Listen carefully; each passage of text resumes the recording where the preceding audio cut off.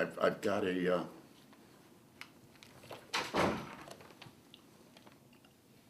this was 1999. This is written by you? Yes. That's great. Which In one? fact, I sent a copy of the picture and they would not honor it unless I sent the original. I sent a certified letter indicating if you lose this original, they'll be held to pay. Did you get it back? I got it back, yes, You yes. scared them, man. Which one? What is this picture all Well, about? this is the morning of the truce, final hours of the Korean conflict. And I took the picture because we were warned that fraternizing with the enemy would be a court-martial offense. And in the letter that I wrote to Mom when I'd send film home, I indicated what was on the film, but I never mentioned the names.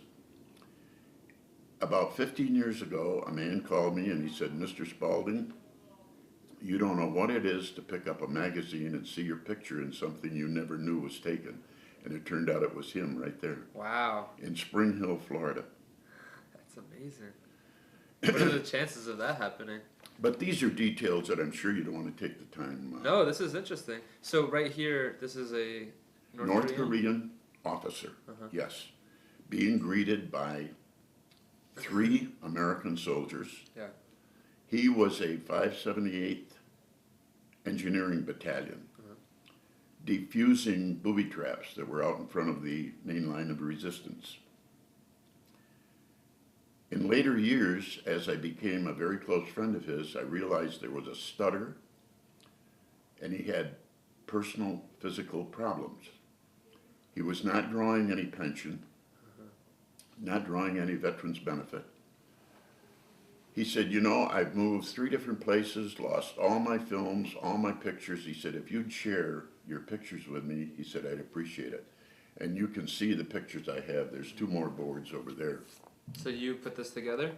Well, I didn't put the board, I put it together for Telemerica program, but I sent him pictures, duplicates of all the pictures you see here, plus some of them over there.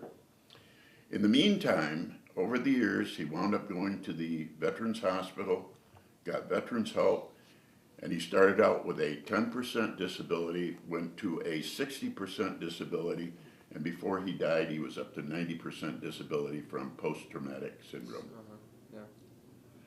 Defusing booby traps is not the greatest thing in the world. No, I would think he was probably pretty scared. When you he was make doing booby it. traps, you make them a real booby. Yeah. Yeah. So take us through a couple of these pictures. Well, I mentioned to Choi,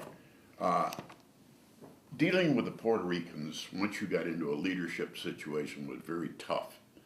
I have a I saw documentary this. of a Puerto Rican regiment that was sent from Puerto Rico to Korea early in the war. And they were fighting fools, as that will demonstrate. They were a team. They were a fighting team. You acquire points when you're in action. And certain strategic areas of fighting were 3 points, lesser were 2 points, and even lesser were 1 point. Once you develop 12 or 13 points, and I can't remember now what it was, you rotated, you went home. Their leaders in that Puerto Rican regiment rotated home and were replaced by English-speaking lieutenants, colonels, and so forth. This created a language barrier. In a very short time, that whole regiment was court-martialed because of inefficiency in battle. Really? That, Because the English and the Puerto Ricans couldn't communicate? if you don't understand what you're supposed to be doing, Yeah. and once I became assistant squad leader and squad leader, this became a problem for me, language barrier. I was a dropout as a junior. I had to develop a very close friendship with somebody, and this boy would wait for mail, and he very seldom got any letters. I came from a family of 6 sisters. She was in college. I wound up making her a pen pal to him, and this developed a conveyance system, a language ability between Jose and myself, And when I had a problem with another Puerto Rican, Jose helped me straighten it out. As I mentioned to Troy also, people may not realize this, but President Truman integrated. He broke up whole black units and integrated them into white units. A northern black was no problem to deal with. I had no problems whatsoever. But a southern black did not like being pushed into a white group. So those two racial or language problems were some of the things that, as a high school dropout, I had one dickens of a time Yeah. dealing with But it. it seems like you kind of worked around it and you figured Well, it out. I quite frankly, I came up with thoughts and ideas that worked, and that's all that mattered. Okay. Well, I'm definitely gonna ask you more questions about that when we do the official interview.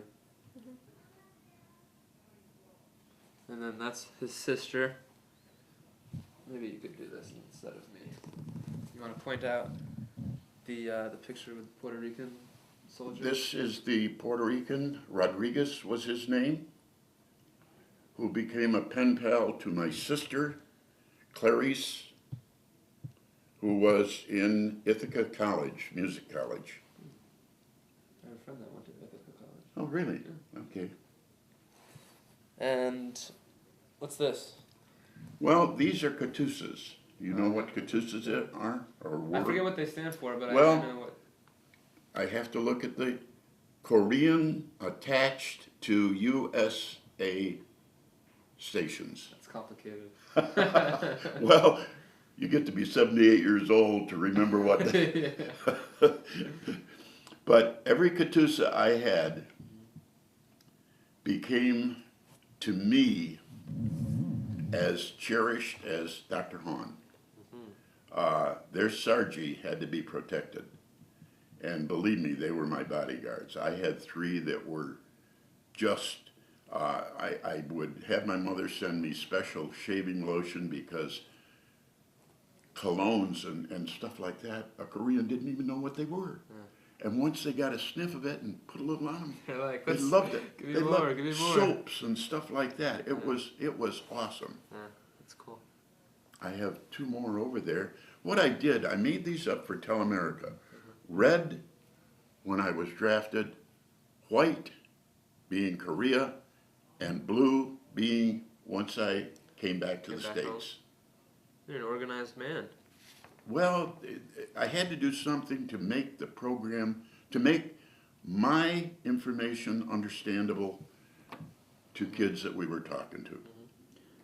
My bracelet came back to me after 53 years What does this bracelet being in the mean? family dump. This is your... ID bracelet ID? that Mom and Dad bought for me before I went to Korea. Oh, this says your name. Victor Spaulding. I sold a family farm in 1990 to this lady and her husband. They loved going up to the old family dump where we used to take everything that we didn't want and put it in a landfill area. They go up there and they're like archaeologists digging around through the old Spaulding garbage. And they found And lo and this. behold, a lady bumped into this and she said, "Oh my God, Louise, I think somebody would be very interested Yeah. in..." This was down, which you can see it was very legible, or is very legible. This was up and acid rain affected Yeah, it you greatly. can tell that you can't really see it. But it's in pretty good condition now. I mean, you Oh, must have yes. restored it pretty well. Now the band was completely rotted. It was a link type. So they had to. Louise took it to a jewelry store, had it cleaned up, had a new band put on it, and presented it to me for Christmas in 2004. Yeah. You didn't wear this during the war, did you? Yes, You did. yes, yes. You said, "Mom, here, take good care of it." When you No, got I back. didn't. No, I didn't. And that's the It's- point. Yeah. I was stationed in Fort Devens, Mass. And I'd come home weekends. I was cadre teaching ROTC kids. And I'd come home weekends, and this one weekend hadn't even gotten out of bed, and I heard Dad getting the garbage ready, which he would load into a trailer behind the tractor and take it up to the family dump, which was 1/8 of a mile away, something like that, off in the boonies. And we'd go up and we'd take these heavy wooden boxes and sling what was in them. Well, that band, that link type band had a clasp that went like this through a link. And if one slipped out, that made it very susceptible to get lost. So And apparently slinging the stuff, and I didn't even realize notice I that. lost it. Yeah, that's a shame. I mean, it was part of me through Korea, and it was just something that I lost it and didn't know I lost it. I had no idea where that ID bracelet was. So what did it mean to you when you got this back then? I mean, Greatest present I ever got. Yeah. Must have brought back some memories. Well, it was a gift from Mom and Dad. Yeah. Well, you'll have it forever now. You're not letting it go anymore. Never. That's great.